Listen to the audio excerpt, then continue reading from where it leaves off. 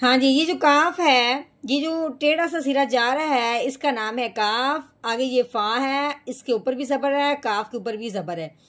हाँ जी, जो टेढ़ा सा लगा हुआ है इसको जबर कहते हैं। ये काफ के ऊपर भी जबर लगी है, फा के ऊपर भी जबर है। आगे रॉ, एक आई पेश। आगे ये वाव है, वाव के ऊपर लगी हुई है जज़म, तो ये हो गया वाव साकिन। वाव साकिन से पहले हरफ में जब भी पेश आ जाती है तो वो हर साकिन हरफ जो होता है वो पिछले वाले को अपने साथ मिलाता है।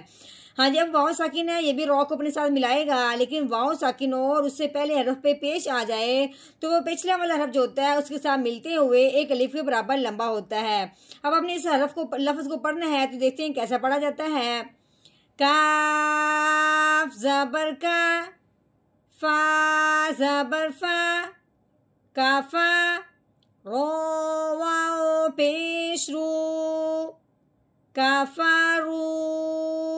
ठीक हो गया। हाँ जी, जहां भी आपको वाओ साकिन से पहले हरफ पे पेश नजर आ जाए तो आपने उसको मिलाते हुए एक अलिफ के बराबर लंबा कर देना है।